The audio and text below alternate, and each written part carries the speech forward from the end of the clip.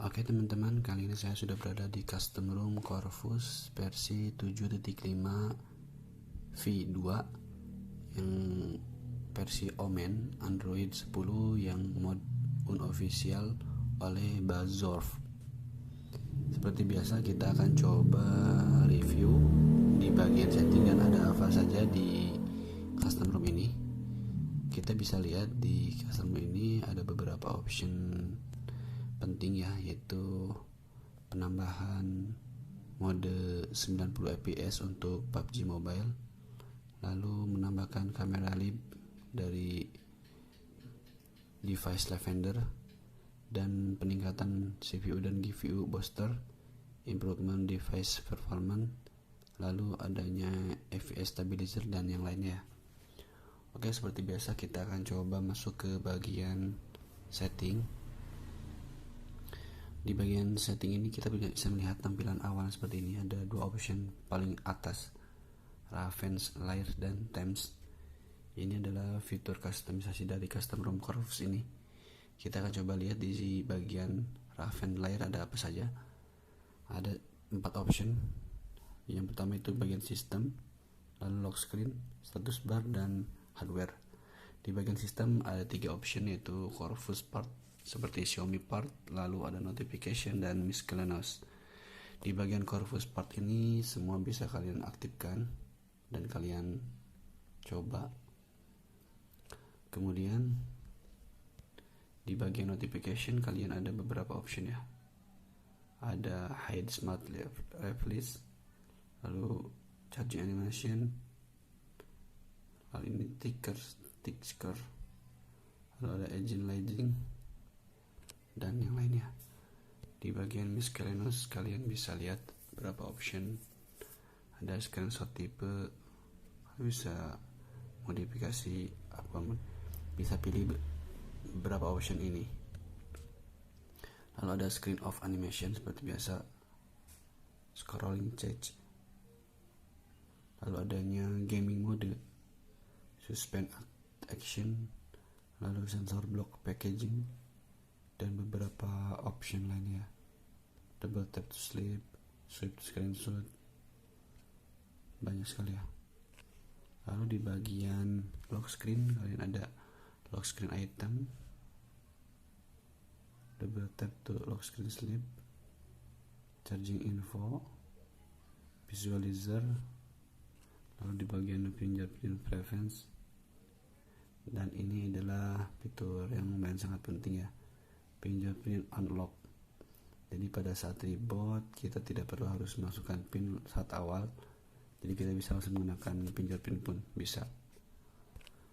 Oke, di bagian status bar ada beberapa option kustomisasi seperti biasa, baterai, carrier label, clock, icon, quick setting, dan traffic. Di bagian baterai kita bisa lihat di sini ada beberapa option juga. Kita cek di bagian baterai icon style, tidak ada model yang landscape ya, ini tampilan yang jadul. Oke, di bagian clock seperti biasa ya, bisa mendapatkan second, lalu auto hide, dan yang lainnya. Di bagian icon manager pun sama, kalian bisa modif beberapa option. Kemudian di traffic indikator kalian bisa aktifkan dan kalian bisa lihat di sini.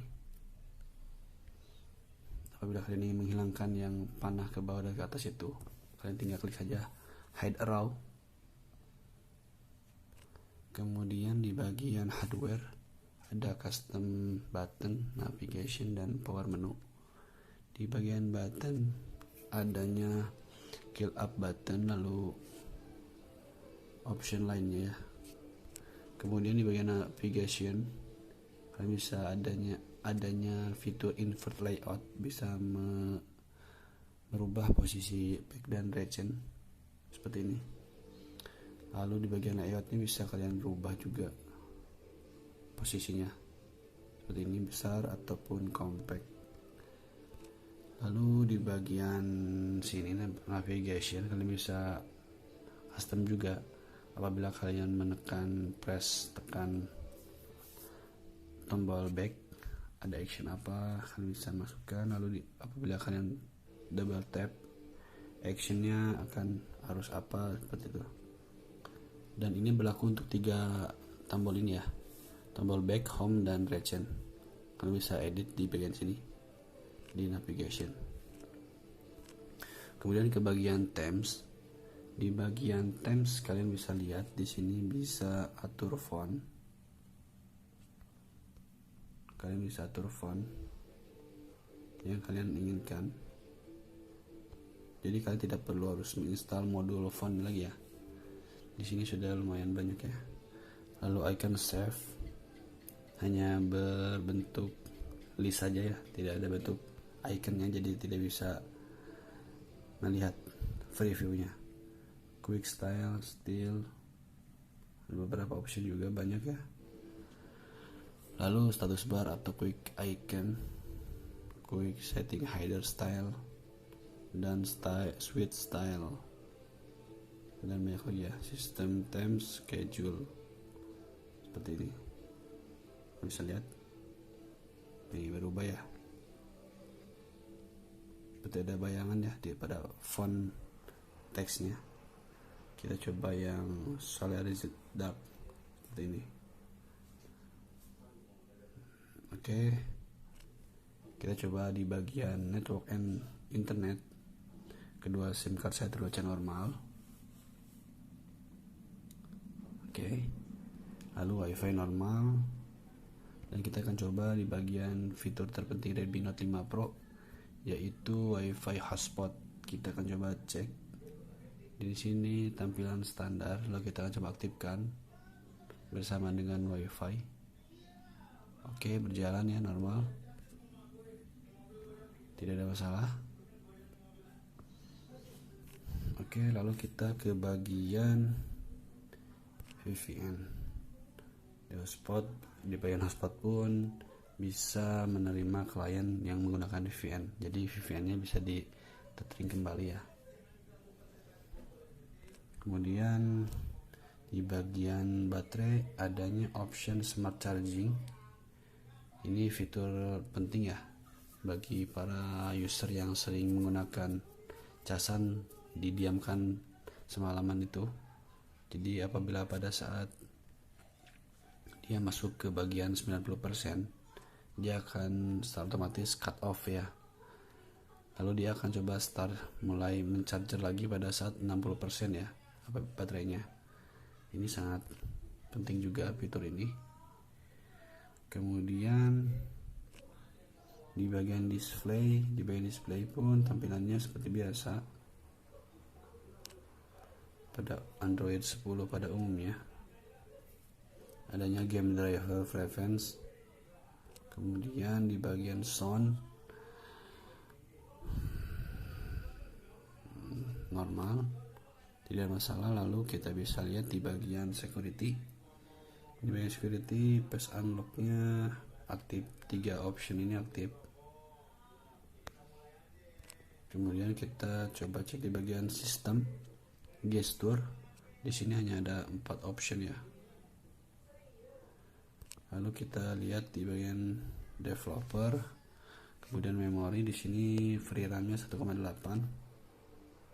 Pada running service free-nya 2,0 ya, 2 GB.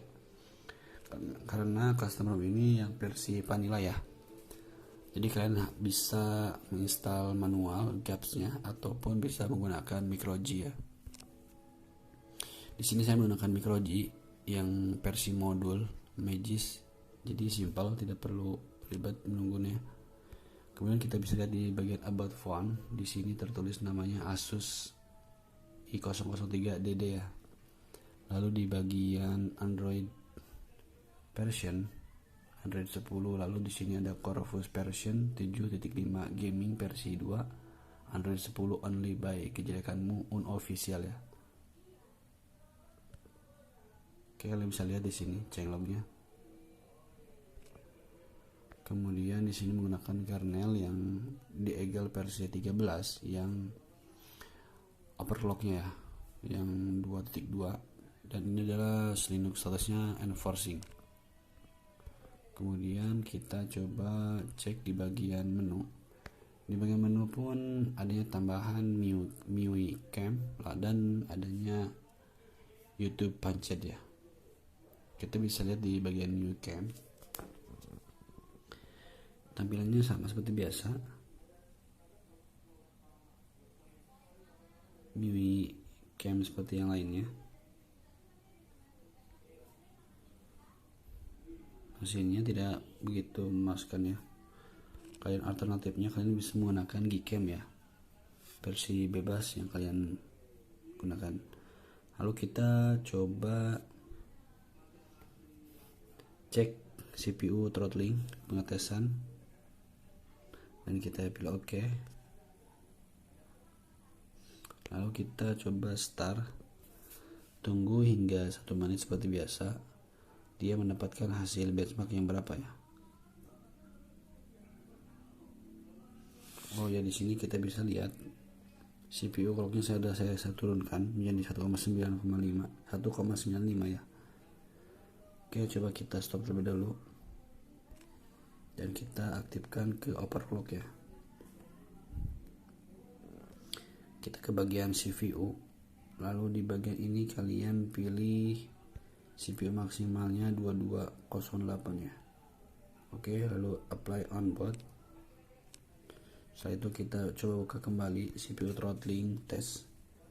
Kalian bisa lihat di sini maksimal CPU clocknya 2,20 GHz. Kita coba start dan kita tunggu hingga 1 menit ya. Dia tembus ke berapa?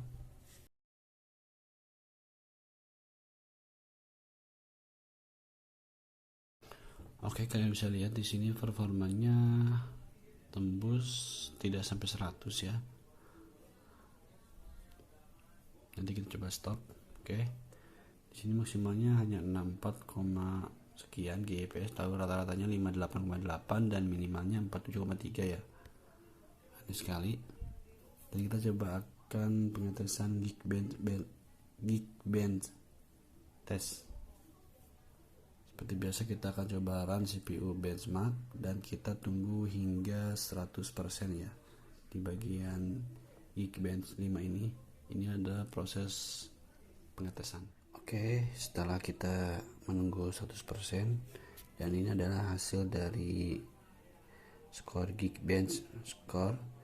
Dia mendapatkan 295 di single core dan 746 di multi core-nya.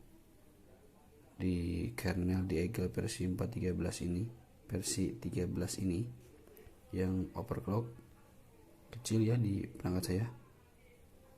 Hasilnya seperti ini. Oke, kita akan coba games ya, PUBG Mobile.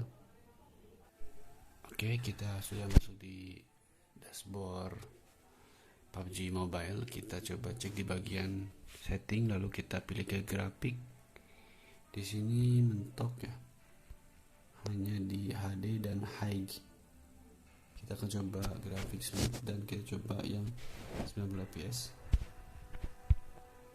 Kita pilih oke, tersimpan. Oke, di custom ROM ini saya merasakan beberapa bug ya, bukan bug sih, kendala, yaitu yang pertama yang lebih terasa yaitu pada bagian baterai terasa lebih cepat habis, kemudian panas yang berlebih, mungkin dikarenakan ini kernel yang overclock.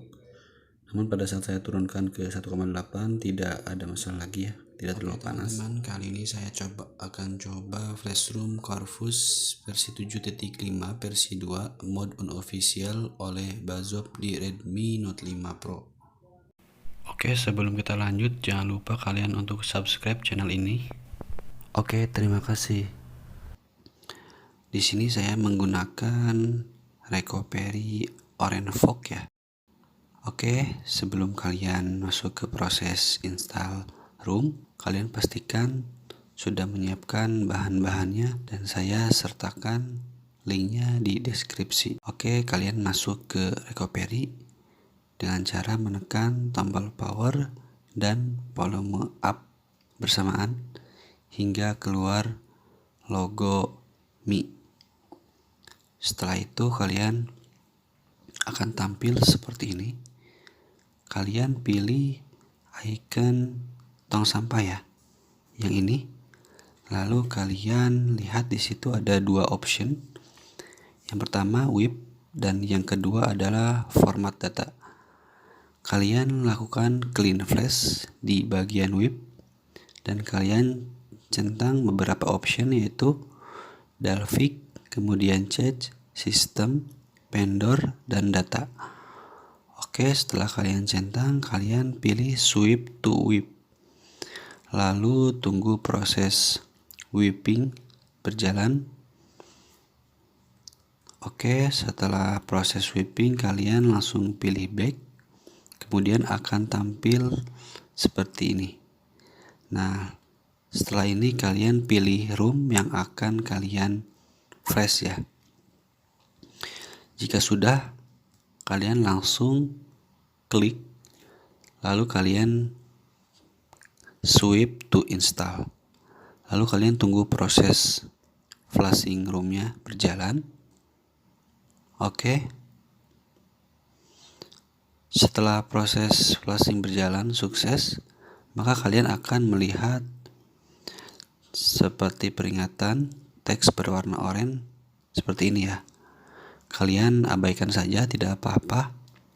Setelah kalian flash room ini, kalian langsung pilih back. Lalu kalian install additional files. Di sini saya menggunakan yang pertama yaitu disable force and script dan yang kedua yaitu Magis. Oke, kalian pertama pilih disable force and script, klik. Setelah klik, kalian klik add to quick untuk mempercepat proses pengerjaan ya.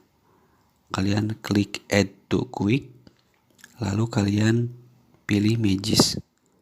Jika sudah, kalian di situ akan melihat di atasnya quick to off to ya, di sini ya.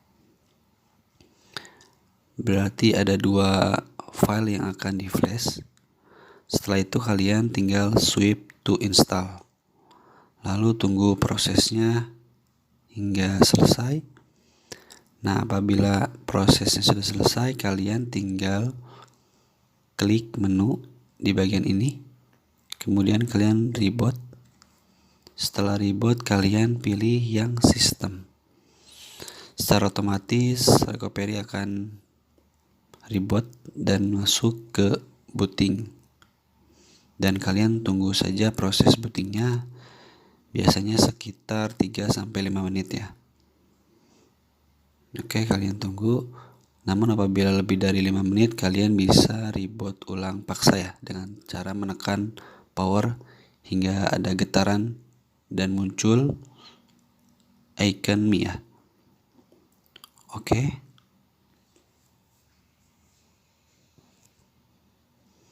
Sebelum kalian masuk ke home screen, pada saat booting kalian akan melewati dulu Android setup. Nanti kalian selesaikan Android setup.